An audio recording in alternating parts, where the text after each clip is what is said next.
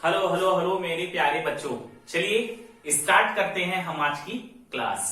और आज की क्लास में फिर से एक और हेडिंग जो कि इंपॉर्टेंट है आपके एग्जाम के लिए फिर से डिस्कस करने जा रहे हैं स्टूडेंट। और इससे पहले हम बता दें कि पिछली क्लास में एक क्वेश्चन पूछा गया था, शायद दो क्वेश्चन पूछा गया था कि मेल का प्राइमरी सेक्स ऑर्गन कौन है और जो गुबर्नाकुलम होता है वो क्या होता है। तो इसका सही सही जवाब जिद्दी गर्ल, अलका राय और राहुल सोनकर ने दिया है ना। तो इन सभी विद्यार्थियों के लिए बहुत बहुत तालियां। और क्योंकि जो टेस्टिस होता है वो मेल का प्राइमरी सेक्स ऑर्गन होता है और बाकी जो गुबर्नाकुलम होता है वो टेस्टिस को जोड़ने का काम करता है, क्योंकि वो एक प्रकार का टिश्यू होता है। तो इसका सही सही जवाब इन तीनों विद्यार्थियों ने दिया। और हम ये कहते हैं कि जितने भी लोग देखते हैं इस वीडियो को, अगर जो उसमें क्वेश्चन पूछा जा रहा है बच्चों, तो आपको उसका आंसर देना चाहिए, गलत हो या सही हो देना चाहिए। ठीक है, आप रिवाइज करिए, वीडियो फिर से देखिए, लेकिन देना चाहिए आपको, उससे आपका मनोबल बढ़ता है। ठीक है, और उसके बाद एक दो क्वेश्चन आए हैं बहुत सारे कि सर जो टेलीग्राम पर जो नोट्स के बारे में आप बता रहे थे, तो हाँ बच्चों, आपके टेलीग्राम पर 4 चैप्टर के नोट्स वहां पर अपलोड कर दिए गए हैं। उसका पीडीएफ फॉर्म है, आप एक एक चैप्टर जो पढ़ाया जा रहा है उसको एक एक चैप्टर करके आप वहां पर लिख लीजिए। ठीक है, और वो नोट्स काफी अच्छा है और साथ में ही हमने एक एक पॉइंट्स को देखा भी है। और मे भी हो सकता है कहीं पर गलती हो, हम ऐसा नहीं कर रहे हैं, गलती हो सकती है तो पढ़ा रहे हैं साथ में उसको आप करेक्ट कर लीजिएगा। और साथ में ही इंपॉर्टेंट पॉइंट के लिए हर चैप्टर जो फिनिश हो रहा है उसको फिनिश होने के बाद आप एक पेज 2 पेज अपने हिसाब से कि नहीं, हाँ हम कभी अगर हम पढ़ेंगे बुक तो हमको नोट्स अगर कहीं पर लगे कि नहीं ये वर्ड इंपॉर्टेंट, तो हमको राइट करने के लिए, या फिर जो क्वेश्चन पूछ रहे हैं आपको बाय द वे वो क्वेश्चन नहीं आया तब के लिए आप पेज छोड़े रहेंगे तो उस चैप्टर का क्वेश्चन जो होगा उसी जगह पर लिख पाएंगे बच्चों। इसलिए हम पेज छोड़ने के लिए आपसे बोल रहे हैं। ठीक है, तो जो लोग अभी भी टेलीग्राम चैनल पर अभी नहीं गए हैं, क्योंकि वहां पर अभी बहुत सारे लोग नहीं गए हैं, तो आप लोग प्लीज वहां पर जाइए, नोट्स है वहां पर, आप नोट्स कंप्लीट कर लीजिए। ठीक है, इसमें एक क्वेश्चन आ रहा था उस दिन लाइव चैट में, हम देख रहे थे बालकृष्ण यादव जी का, कि सर जो है मतलब कि क्या टेलीग्राम पर पैसा पेड करना होगा। तो बिल्कुल नहीं, फ्री है, सब कुछ फ्री है, आपके लेक्चर फ्री है, आपके पीडीएफ नोट्स फ्री हैं। आप केवल जाइए वहां और वहां पर सर्च कर लीजिएगा टेलीग्राम चैनल पर कि क्या सर्च करेंगे, motion biology by Angad Yadav. इतना सर्च करने पर हमारा चैनल आ जाएगा, हमारा लोगो आ जाएगा। हमारा क्यों, आपका। ठीक है, आपका अपना चैनल है, तो आप वहां पर क्लिक करेंगे और उसको सब्सक्राइब कर लीजिएगा, ताकि जो नया पीडीएफ, नया कुछ भी इंफॉर्मेशन हो हम टेलीग्राम चैनल पर अपलोड करेंगे, ताकि आपको वो मिल जाए बच्चों। ठीक है, कभी बाय द वे कभी लेक्चर लेट हो जाता है तो वहां पर हम आपको मैसेज भी कर देंगे, इसलिए आप जो है जाकर वहां पर उसको अपलोड कर लीजिए। ठीक है, सॉरी, उसको पहले प्ले स्टोर से आप जाकर उसको डाउनलोड करिए, उसके बाद वहां पर सर्च कर लीजिए, सर्च बटन में motion biology by Angad Yadav, आपको टेलीग्राम चैनल मिल जाएगा। जो बच्चे नोट्स नहीं बना पा रहे हैं वो अपना नोट्स वहां से कंप्लीट कर ले। ठीक है, तो क्लास स्टार्ट करें आज, है ना, बातें तो बहुत हो गई और चलिए क्लास स्टार्ट करते हैं। पिछली क्लास में स्टूडेंट हमने क्या देखा था, पिछली क्लास में हम पढ़े थे क्या, फीमेल के रिप्रोडक्टिव पार्ट्स के बारे में। फीमेल के रिप्रोडक्टिव पार्ट्स में हमने एक फिगर ड्रॉ किया था, उस फिगर में स्टूडेंट हमने प्राइमरी सेक्स ऑर्गन लाइक कौन, हाँ ओवरी यानी अंडाशय, एंड साथ में ही हम उसके गर्भाशय वाले भाग को देखे थे, फैलोपियन ट्यूब्स को देखा था हमने। फैलोपियन ट्यूब्स जो होता है, चलिए क्वेश्चन यहीं पर पूछ लेते हैं, आप लोग कमेंट में आंसर दीजिएगा। फैलोपियन ट्यूब जो होता है वो कितने भागों से, मतलब कितने पार्ट से मिलकर बना है, उन पार्ट्सों के नाम आप जो है कमेंट में राइट कर लीजिएगा। ठीक है, और फिर से अगेन दूसरा क्वेश्चन यहीं पर बोल देते हैं। दूसरा क्वेश्चन आप बताएंगे हमको कि जो फीमेल का प्राइमरी सेक्स ऑर्गन कौन है। ठीक है, तो आप इन दोनों क्वेश्चन का आंसर कमेंट में दीजिएगा। चलिए कंटिन्यू करते हैं। आगे हमने फैलोपियन ट्यूब्स देखा था, फैलोपियन ट्यूब्स में ओवरी से एग कैसे रिलीज होता है और किसके द्वारा उसको कैप्चर, यानी फिम्बरी के द्वारा उसको कैप्चर कर लिया जाता है, उसके बाद यूट्रस में सेंड कर दिया जाता है। यूट्रस में जब वो पहुंचता है तो मतलब वहां पर यानी स्पर्म आया तो उसको फर्टिलाइज करता है। अगर वो फर्टिलाइज नहीं होता है तो हमने आपको वहां पर बताया था कि आर्तव चक्र मतलब मेंस्ट्रुअल साइकिल होता है वहां पर, जिसमें ऋतुस्राव चक्र होता है, जिसमें जो एग अगर फर्टिलाइज नहीं होता है तो हर मंथ में मेंस्ट्रुअल साइकिल के थ्रू जो है वो एक डेथ हो जाता है, मतलब मर जाता है, उसके बाद उनकी बॉडी से रिलीज हो जाता है हर 28-29 डेज में।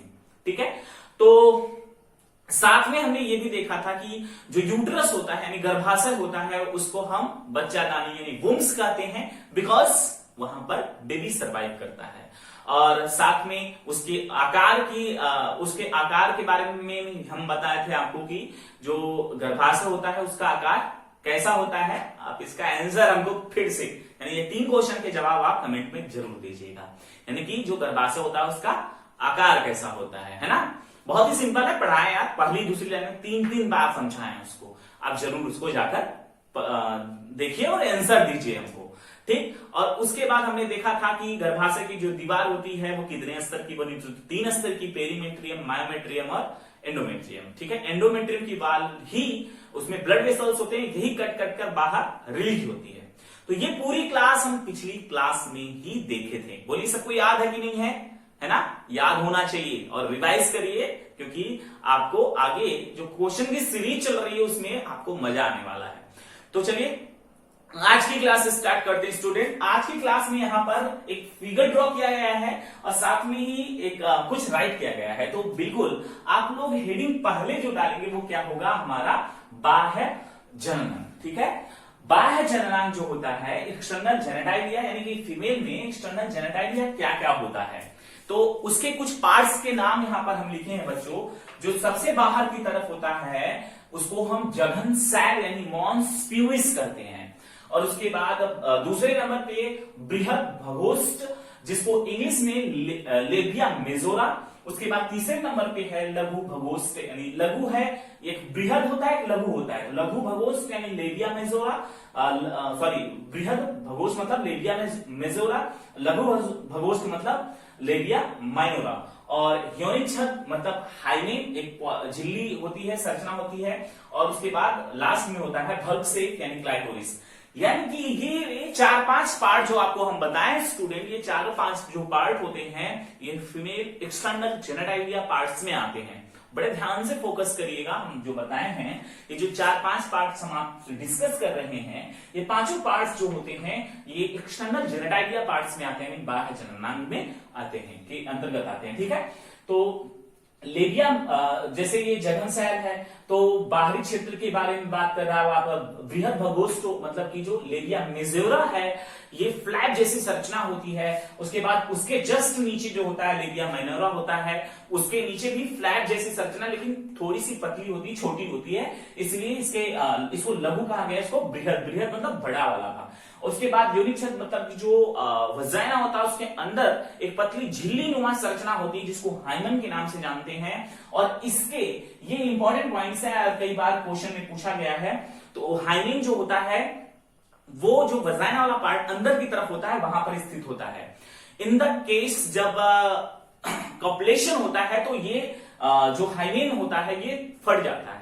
ठीक है, और घुड़सवारी, साइकिलिंग करना और खेल कूद में भाग लेना, इन सभी, भाग लेना मतलब भाग मत लेना, ठीक है भाग लेना मतलब पार्टिसिपेट करना। ठीक है, यानी कि घुड़सवारी, कुछ गर्ल्स जो है घुड़सवारी करती हैं, साइकिलिंग करती हैं, साथ में वो गेम में बहुत ज्यादा पार्टिसिपेट करती हैं। तो इन द केस ये जो हाइमेन की जो झिल्ली है ये फट जाती है। ठीक है, फटने के चांसेस इसके रहते हैं। तो एक चीज, एक इंपॉर्टेंट पॉइंट एनसीईआरटी में लिखा भी है कि जो हाइमेन होता है वो किसी भी गर्ल्स का वर्जिनिटी नहीं हो सकता। ठीक है, तो कभी कभी आज के डेट में ये वर्ड इसलिए बताया जा रहा है क्योंकि आज की डेट में इससे बहुत सारे लोगों में, समाज में बहुत सारी ऐसी गलत अवधारणाएं फैली हुई हैं कि वर्जिनिटी का सिंबल जो होता है वो होता है हाइमेन होता है। तो ऐसा बिल्कुल नहीं है। वो प्लेइंग में, गेम करने में, घुड़सवारी, साइकिलिंग या नॉर्मली ये फट सकता है। ठीक है, तो ये वर्जिनिटी का सिंबल नहीं हो सकता। भक्सेप यानी क्लाइटोरिस एक क्वेश्चन से कई बार पूछा गया है भक्से फेनिक्लाइटोरी से कि मेल के जो एक्सटर्नल पार्ट्स थे, मतलब मेल का जो एक्सटर्नल पार्ट्स है उससे मिलता जुलता कौन है इसमें, ठीक है। तो फीमेल में क्लाइटोरिस होता है, ठीक है, पेनिस, यानी मेल का पेनिस जो होता है वो किसके जैसा होता है, क्लाइटोरिस के, मतलब मेल के पेनिस के जैसा कौन होता है, क्लाइटोरिस होता है फीमेल में, ठीक है। ये अवशेषी अंग के रूप में उपस्थित है। तो ये कई बार क्वेश्चन पूछा गया है स्टूडेंट। तो आप लोग ये एक पॉइंट को हम डिस्कस कर लिए हैं, अब ये यहीं पर समाप्त होता है। अब हम आगे बढ़ते हैं हमारे बच्चों, आगे बढ़ते हैं हम अगली हेडिंग की तरफ। हमारी अगली हेडिंग कौन सी है, ग्रंथियां। तो ग्रंथियां मतलब ग्लैंड्स। तो फीमेल में भी जो ग्लैंड्स होती हैं, ग्रंथियां होती हैं, वो 3 होती हैं। कौन कौन सी, एक होती है हमारी मतलब यहाँ पर स्तन ग्रंथियां, दूसरे नंबर पे बर्थोलिन ग्रंथि, ठीक है, और तीसरे नंबर पे है पेरिनियल ग्रंथि। हालांकि बर्थिनिल और पेरिनियल उतना ज्यादा नहीं पूछता है एग्जाम में, लेकिन पता होना चाहिए बर्थेलिन ग्रंथि जो होती है वो फीमेल में होती है। और कहां स्थित होती है, यहाँ लेबिया मेजोरा के पास स्थित होती है। और यहां से ट्यूब लाइक स्ट्रक्चर जो होता है वो जाता है वजाइना के पास, वहां यह लिक्विड रिलीज करने का काम करती है, ठीक है। और उसके साथ साथ जो पेरिनियल ग्रंथि है बच्चों, पेरिनियल ग्रंथि जो होती है वो गंधयुक्त लिक्विड रिलीज करने का काम करती है। तो 3 ग्लैंड बताएं, स्तन ग्रंथि में हम पढ़ेंगे। दूसरी ग्लैंड कौन सी है,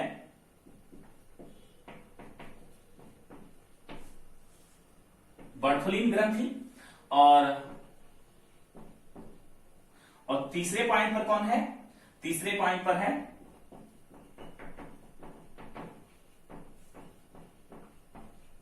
पेरिनियल ग्लैंड। तो ये 3 ग्लैंड जो होती हैं ये फीमेल में पाई जाती हैं, जिसमें हम ये दोनों पहले डिस्कस कर लेते हैं। इतना नोट में इसको कर लीजिएगा। जो बर्थोलिन ग्लैंड है ये कहां पर स्थित होता है, ये लेबिया मेजोरा के पास स्थित होता है बच्चों। और ये लिक्विड स्लिप में जैसा लिक्विड रिलीज करने का काम करता है, ठीक है। 2 ग्लैंड, ये भी कई बार कंपटीशन एग्जाम में पूछा जाता है, तो आपको याद होना चाहिए, ठीक है, इसलिए हम आपको बता दिए हैं। अब हम बात करते हैं मेमरी ग्लैंड की, यानी स्तन ग्रंथि की, जो आपके एनसीईआरटी में दिया और काफी ज्यादा इंपॉर्टेंट भी है। फिगर भी है इसका, और इसके फिगर को आप बुक से बना लीजिएगा। और इसमें हम आपको एक एक पॉइंट को डिस्कस करते हैं। मेमरी ग्लैंड यानी कि स्तन ग्रंथि जो होती है मेल में जो होती है वो सक्रिय नहीं होती, मतलब निष्क्रिय अवस्था में होती है। फीमेल में सक्रिय अवस्था में होती है, क्योंकि एक माँ जो होती है अपने जब वो बच्चे को जन्म देती है तो उस दौरान उसको अपने बच्चे को फीड कराना होता है। इसी मेमरी ग्लैंड के उपस्थिति होने के कारण हम मैमल्स में आते हैं, ठीक है। मैमल्स में आने का चांस जो है कि ऐसे जितने भी एनिमल्स होंगे स्टूडेंट, सभी एनिमल जिसके पास अगर मेमरी ग्लैंड है, चाहे वो मेल है चाहे वो फीमेल है, अगर मेमरी ग्लैंड है इसलिए वो किस में आएगा, वो मैमल्स में आएगा, ठीक है। तो मेमरी ग्लैंड की प्रेजेंस की वजह से वो किस में आते हैं, मैमल्स की कैटेगरीज में आते हैं। तो स्तन ग्रंथि यानी कि मेमरी ग्लैंड के बारे में हम अब यहां पर एक फिगर के थ्रू हम डिस्कस करने जा रहे हैं। ये मेमरी ग्लैंड जो होती है वो पसली यानी रिब से क्या होती है, पीछे की साइड जुड़ी होती है, यानी कि पसली से वो क्या होती है, जुड़ी होती है। और ये इन द फीमेल में 12 एंड 13 ईयर्स के बाद धीरे धीरे ग्रो करने लगती है। किस किस के हार्मोन की वजह से, एस्ट्रोजन, प्रोजेस्टेरॉन और प्रोलैक्टिन। फिर से किस किस हार्मोन की वजह से ग्रो करने लगती है, एस्ट्रोजन, प्रोजेस्टेरॉन और प्रोलैक्टिन की वजह से ग्रो करने लगती है। क्योंकि जब बेबी सरवाइव करेगा तो सरवाइव करने के बाद यानी कि जब बेबी बर्थ लेगा तो उस दौरान बच्चे को फीड कराने के लिए मेमरी ग्लैंड का विकसित होना बड़ा जरूरी होता है। और ये मेमरी ग्लैंड जो है स्मॉल भी हो सकता है और लार्ज भी हो सकता है। तो ऐसी स्थिति में मिल्क के सिक्रीशन में कोई भी प्रभाव उस पर नहीं पड़ता है, ठीक है। स्मॉल एंड लार्ज होने पर कोई भी प्रभाव नहीं पड़ता, वो फैट्स पर डिपेंड करता है स्टूडेंट, ठीक है। तो अब हम यहां पर आगे डिस्कस करते हैं आगे वाले पॉइंट्स को। चलिए देखते हैं यहां पर जो मेमरी ग्लैंड यानी कि स्तन ग्रंथि होती है उसके चारों तरफ ये फैट्स होता है। फैट्स कुछ लोगों में ज्यादा होता है, कुछ लोगों में कम होता है। तो ये फैट्स लार्ज एंड स्मॉल होने की कैटेगरीज को डिसाइड करता है। एंड देन हम बात करते हैं इस इंपॉर्टेंट पॉइंट्स के बारे में, बड़े ध्यान से आप फोकस करिएगा आप लोग। जो हाँ, मेमोरी ग्लैंड जो होती है उसमें स्तनपाली होती है, यानी मेमोरी लोब होती है, इंग्लिश में इसको मेमोरी लोब कहते हैं, जिसकी संख्या 15 से 20 होती है। 15 से 20 प्रत्येक जो है, प्रत्येक स्तन में 15 से 20 क्या पाया जाता है, क्या पाया जाता है उसमें मेमोरी लोब पाया जाता है स्टूडेंट, ठीक है, जिसको स्तनपाली कहते हैं। कितने? 15 से 20। और ये 15 से 20 जो मेमोरी लोब है, और आगे की तरफ देख रहे होंगे, यहां पर हमने एक इंडिकेट किया है स्तन कूपिका, जिसको मेमोरी एल्वोलाई कहते हैं। Memory alveoli is the important point है, आप इसको इंपॉर्टेंट अभी लगा लीजिए, क्योंकि ये जो स्तन कूपिका होता है, मेमोरी एल्वोलाई होता है, यहीं पर दुग्ध का निर्माण होता है। दुग्ध निर्माण तथा स्राव यहीं से स्टार्ट होता है बच्चों। कहां से? स्तन कूपिका, जिसको इंग्लिश में मेमोरी एल्वोलाई कहते हैं, ठीक है, आप इंग्लिश राइट कर लीजिएगा, मेमोरी एल्वोलाई, ठीक है। तो यहीं पर दुग्ध सिक्रीशन यानी कि दुग्ध का स्रावण और दुग्ध का निर्माण यहीं पर होता है, यानी स्तन कूपिका में। अब जब ये दुग्ध यानी जो दुग्ध होता है वो अगर बन जाता है, तो उसके बाद आगे की तरफ पतली पतली नलिकाएं होती हैं, जिसको हम स्तन नलिका कहते हैं, यानी मेमोरी डक्ट कहते हैं। क्या कहते हैं? मेमोरी डक्ट कहते हैं। तो इस स्तन नलिका के बाद आगे जब 2-3 नलिका देखिए यहां पर मिल रही है, 2-3 नलिका जहां पर मिल रही है, तो चौड़ा भाग बन जा रहा है। तो इस चौड़े भाग को तुम्बिका कहते हैं, और इंग्लिश में इसको एम्पुला कहते हैं। तुम्बिका यानी कि इंग्लिश में इसको क्या कहा जाता है? एम्पुला कहा जाता है। तो ये चौड़ा वाला भाग यानी कि जो स्तन नलिका है, 2 या 2 से अधिक स्तन नलिका आपस में जुड़ती हैं, जुड़कर चौड़े नली का निर्माण करती हैं, और उस चौड़े नली को हम क्या बोलते हैं? तुम्बिका यानी एम्पुला कहते हैं। और वो जो तुम्बिका हम बता रहे हैं आपको, वो एम्पुला जो होता है वो वहां पर कुछ समय के लिए दुग्ध का स्टोर होता है, मतलब जो मिल्क होता है उसका स्टोरेज होता है। कहां पर? एम्पुला में। उसके बाद आगे जो है यहां पर चूचक होता है, जिसको इंग्लिश में निपल कहते हैं, और वहां पर बहुत पतली पतली, मतलब कि ये जो तुम्बिका है, ये नली आपस में बहुत सारी नलिका वहां पर जाकर ओपन होती हैं, और उस नलिका को हम बोलते हैं दुग्ध वाहिनी यानी लैक्टिफेरस ट्यूब्यूल्स। और उसके बाद एक छोटा सा बेबी जो होता है उसे सक करता है, ठीक है, उसको सक करता है, जिससे मिल्क जो है इस दुग्ध वाहिनी से वो सक के थ्रू उसके बॉडी में, मतलब उसके माउथ में प्रवेश करता है, ठीक है। और उसके बाद इसके बाहरी स्तर को, यानी जो मेमोरी ग्लैंड है, इसके बाहरी स्तर को हम एरियोला यानी चूचक पृष्ठ के नाम से जानते हैं। तो बच्चों, ये रहा जो इंपॉर्टेंट पॉइंट्स था स्तन ग्रंथि के बारे में, हमने आपको बता दिया। फीमेल में 3 ग्लैंड है, पहली कौन सी है? स्तन ग्रंथि, दूसरी है बर्थोलिन ग्लैंड, और तीसरी है पेरिनियल ग्लैंड्स, जिसमें हमने बर्थोनिल के बारे में पहले से डिस्कस कर चुके हैं। बर्थोलिन जो ग्लैंड होती है, यह लिबिया मेजोरा के पास स्थित होती है, और यहां से कुछ लिक्विड का सिक्रीशन होता है, और ये लिक्विड जाकर वजाइना वाले पार्ट्स में रिलीज होता है। उसके बाद पेरिनियल ग्लैंड होती है। पेरिनियल ग्लैंड भी जो होती है, ये कुछ गंधयुक्त पदार्थ को सिक्रीट करने का काम, स्रावित करने का काम करती है। उसके बाद बच्चों आगे हम डिस्कस किए हैं ग्रंथि, यानी उसके बाद स्तन ग्रंथि, यानी पहली हेडिंग जो हम पढ़ रहे थे mammary gland. Mammary gland male हो या फीमेल दोनों में स्थित होता है, लेकिन मेल में वो निष्क्रिय अवस्था में होता है और फीमेल में सक्रिय अवस्था में होता है। इसलिए सक्रिय होता है क्योंकि फीमेल को एक मां होती है, वो अपने बच्चे को मिल्क सिक्रीट कराती है। जब वो अपने बच्चे को मिल्क सिक्रीट कराती है, तो उसमें जो स्तन ग्लैंड है वो 3 हार्मोन के कारण, एस्ट्रोजन, प्रोजेस्टेरोन और प्रोलैक्टिन, 3 हार्मोन के कारण क्या हो जाता है? वो सक्रिय हो जाता है, एक्टिवेट रहता है, जिसके चारों तरफ फैट वसा होते हैं। और ये किससे जुड़ा होता है? पसली से जुड़ा होता है। फैट्स के कारण वो लार्ज और स्मॉल होता है, ठीक है। तो फैट्स इसके चारों तरफ विस्तृत होता है। उसके बाद उसके अंदर हम देखे हैं तो मेमोरी लोब्स यानी स्तनपालियां, जो कि 15 से 20 होते हैं प्रत्येक मेमोरी ग्लैंड में 15 से 20 क्या होती है?